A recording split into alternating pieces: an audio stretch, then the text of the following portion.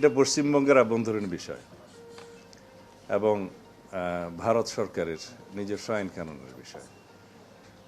ভারতের আইন যেটা আছে সিটিজেনশিপ অ্যামেন্ডমেন্ট অ্যাক্ট সিএএ, সেরকম আরও একটা আইন আছে আসামের, ওখানে হচ্ছে ন্যাশনাল সিটিজেন রেজিস্টার, এটা বোধহয় NCR, national register of citizens এরকম, তো NRC, sorry, national register of citizens. তো এগুলো ভারতের আভ্যন্তরীণ ব্যাপার, তাদের সিটিজেন নিয়ে তারা কি করবে, কিভাবে সিটিজেনশিপ নির্ধারণ করবে।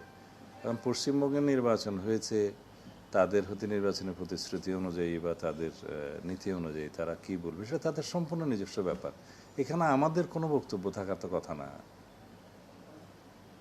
আমরা আমাদের সীমান্তে আমাদের বিজিবি মোতায়েন আছে, আমরা অবৈধ অনুপ্রবেশ আমরা ঠেকানোর জন্য আমরা সতর্ক অবস্থায় আছি।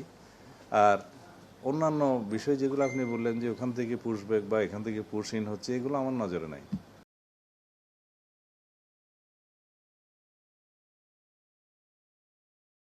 কি কোথায় বলেছি নিষ্ক্রিয় ছিল?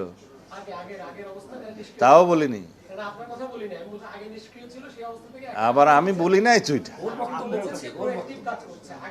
না, প্রোঅ্যাক্টিভ মতলব আমি বলি কোনো একটা ঘটনা ঘটে যাওয়ার পরে পুলিশের একটা দায়িত্ব থাকে তারা পালন করা আইন অনুযায়ী, কিন্তু প্রোঅ্যাক্টিভ কাজটা হচ্ছে যাতে ঘটনা সংঘটিত না হতে পারে সেই জন্য প্রিকশনারি মেজার্স সেরকম বিষয় আছে, যেমন মাদক দ্রব্যের বিষয়ে মাদক উদ্ধার এবং মাদক চোরাচালানি বা মাদক ব্যবসায়ীদের আমরা গ্রেফতার করছি আমাদের একটা ইনফরমেশনের ভিত্তিতে, ইন্টেলিজেন্স সাপোর্টের ভিত্তিতে করি। এগুলো হচ্ছে প্রোঅ্যাক্টিভ, যাতে অপরাধ সংগঠন না হতে পারে। রিঅ্যাক্টিভ হচ্ছে ঘটনা হয়ে যাওয়ার পরে যেটা আইনানুগ করতে হবে।